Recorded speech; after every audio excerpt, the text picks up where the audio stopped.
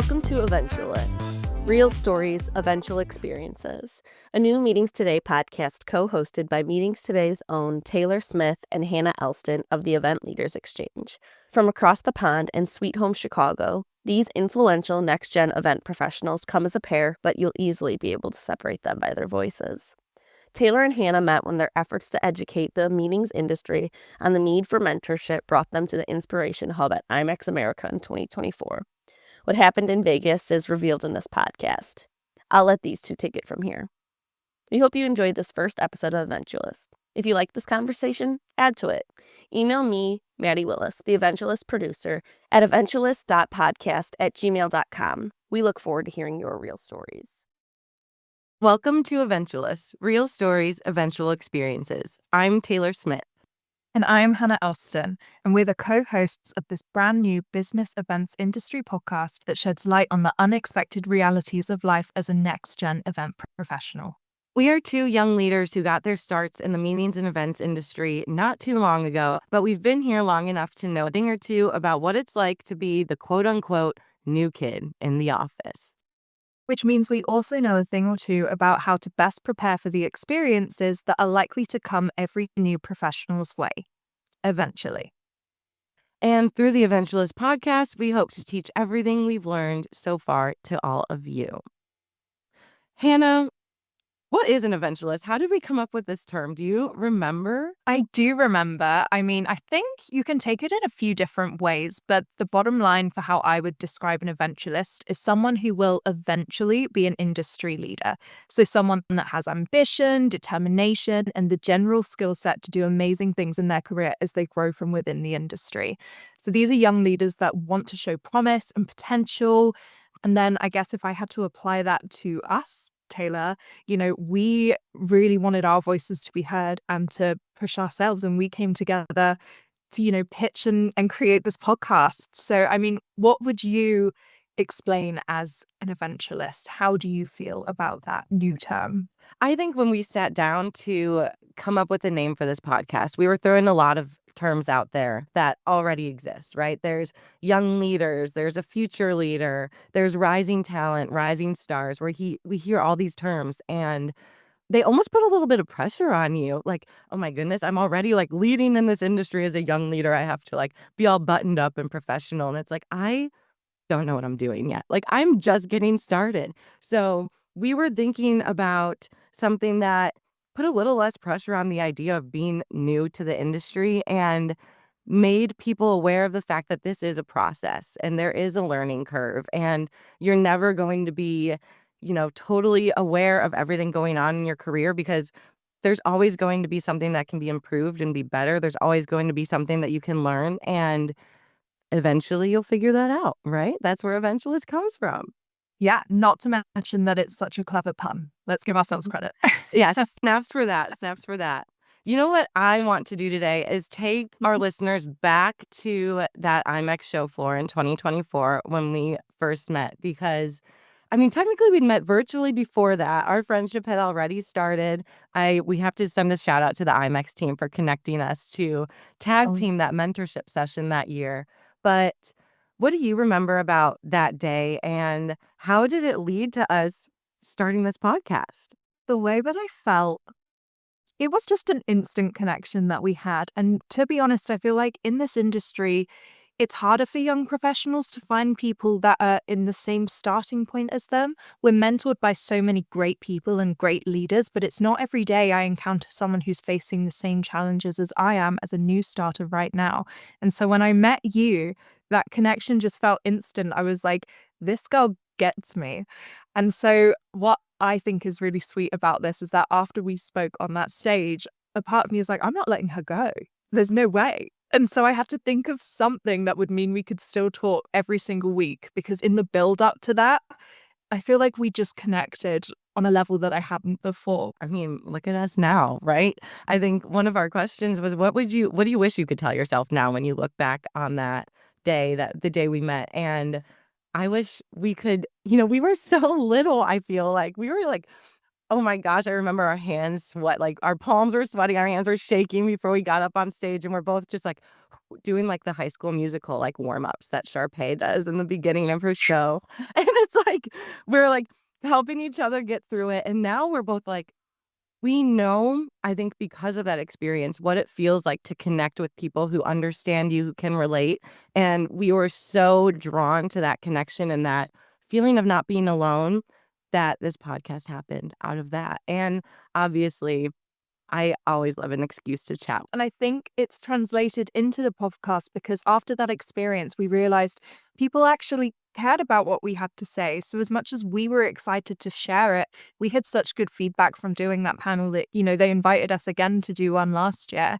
And I think that's so lovely. And it gave us the confidence to be like, actually, this could eventually be bigger than what it already is. Speaking of going back to IMEX and back to that time, since that time, or since, you've started more in the industry, what are some of the bolder conversations that you've either started or shared or just heard about next generation experiences since then?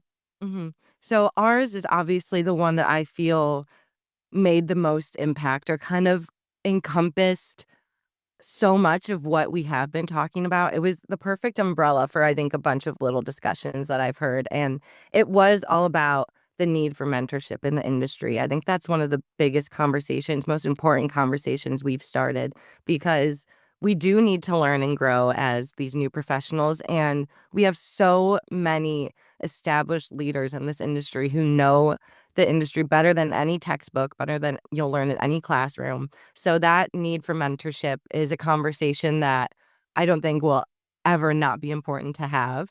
I think other conversations or topics, at least, that I've talked about, imposter syndrome is a huge one. That is something that so many young professionals deal with. So many senior professionals deal with that too. We're always all asking ourselves, like, what are we even doing? I think that's something that we need to shed light on is so many of us, we take on a new role. Doesn't matter if we're first or it's the first role we've had in our careers or the fifth. Like, it's still new. We're still learning. So I think imposter syndrome has been another important one. And then the one that I've been having recently that I've heard more young professionals talking about. We even have in the background Maddie Willis on the Meetings Today team. She's producing this podcast for us. This is a conversation I've had with her, and it's how difficult this job market is right now, how discouraging it can be to send out dozens of applications and hear nothing back, and what you have to do to be a candidate that stands out now. So those are some of the conversations I've been having, Hannah, but I know you've also been on the road. You just got back from Orlando. So tell us a little bit about what conversations you've been having out there. Yeah, for sure. Well, one of them that I've been having and also hearing since I started in the industry is how much of the industry conversation is about Gen Z instead of being with Gen Z. And so since I joined the industry in 2023, I've seen so many panels and sessions titled things like how to manage Gen Z, how do we handle their expectations, or what happens when Gen Z takes over. Very intense terminology, by the way. And often there's this undertone that we're difficult or entitled or impossible to lead.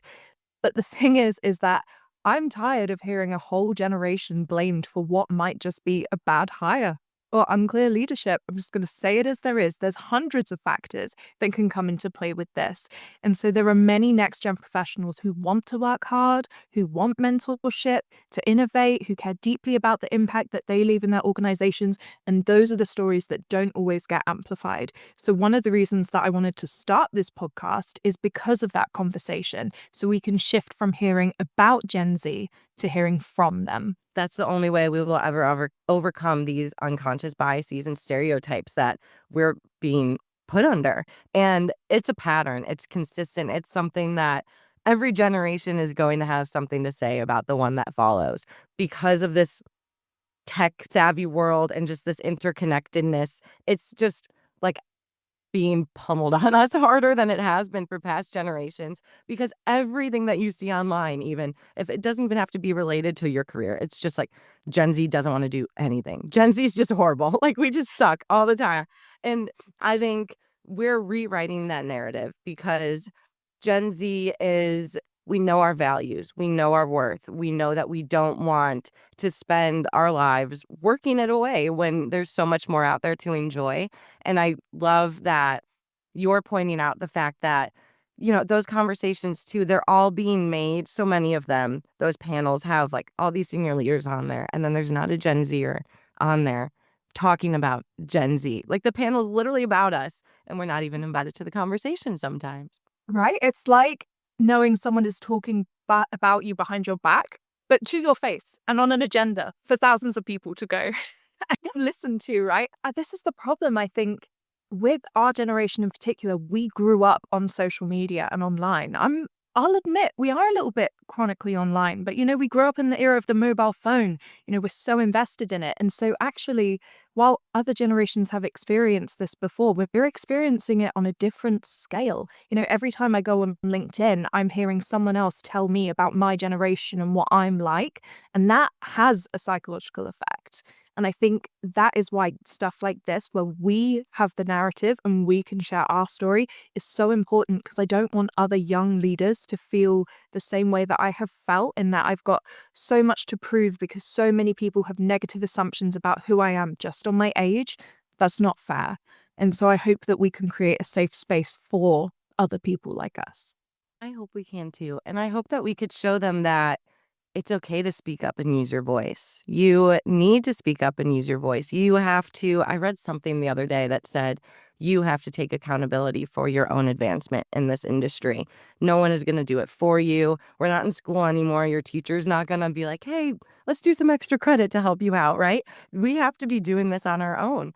And if we're not speaking up and using our voices, nothing's going to change. But I remember being that new person in the industry and being the youngest in the room by a decade and feeling like no matter what I did, I was either too intimidated to use my voice, or it'd come out and it'd be like the quietest little whisper, like no one heard me anyway. But now we're talking about it. We're getting loud about it. And hopefully all of the eventualists that hear this will want to get loud with us and share their stories too. I also want to give listeners a little bit more of a sneak peek into what they can expect from the Eventualists. I think we've told them a lot about how it started, what we want it to do, but what are some conversations you're excited to have on this podcast, Hannah, and guests you're eagerly anticipating? Oh my gosh, so many. I think that our listeners should expect to hear more about what Gen Z actually want, what it is that we feel we need, what we're really expecting, and also what we're really struggling with, especially what we're learning. There's so much to learn, and everyone learns at different paces. And I think that the young leaders and the senior professionals will take something impactful away from this podcast, because the communication between generational gaps can significantly improve. And I think that we can help achieve that with the content that we'll be delivering. And I think that our listeners should also expect guests that can show just how amazing young talent can be when it's nurtured in the right way. We have a phenomenal lineup. As Taylor mentioned earlier, if there are any eventualists listening that do want their voices to be heard, please also feel free to reach out to the podcast about that. We would love to help amplify your voice in the space, because as Taylor mentioned, you shouldn't be afraid to speak up. You can do that at any point in your career. Even when you're new, there is something that you can offer that will help others, even if that's just validation and reassurance. So we would love to invite that on. But we do have a good lineup, including some very strong talent, very well acclaimed talent from within our industry. And I think really the biggest thing to expect is authenticity. Yes. We're cutting to the chase here. We're telling you the facts. That's what we want to do anyway. And so, yeah, I'm so excited to bring some of these people on to share their perspectives. Taylor, is there anything that you're particularly excited for with Eventualists? Some of the things I'm really excited about, you said it for one, is that authenticity. If you know me, if anyone's read my column, The Z, I am not afraid to be authentic and vulnerable. I will tell it how it is. I will share those stories that, like I said, people might get uncomfortable talking about certain topics, but I'm here to let you know, like, we got to talk about it. Sorry, everyone. We're going to be having those conversations on this podcast. Tune in. Let's get real. Let's get raw. That is how we learn. That is how we connect. That is how we relate to each other. And I think the people that we have on this podcast are going to be the people who aren't afraid to share the stories that maybe will, be a little eye-opening for people, right? Like, One of the stories that I can think of as an eventualist in the industry is no one told me that everyone changes before dinner. And that was so awkward for me. No one told me that. So let's have those conversations. Let's talk about the things that, like you said, that people don't tell you about having a career in the events industry. I love that. There are so many scenarios where you go in and you're like, oh, I didn't know that this was just a known thing. Oh my gosh. And there are so many little tips I feel like we'll be able to share along the way. Like even just there with you sharing about dinner, we need to talk about networking and eating at the same time because that is a skill in itself. Nobody deserves to go hungry after a full day at an event. No. And please tell me if I have spinach in my teeth. It will not be rude. I'd rather you tell me. Don't let me walk around with that all day, please.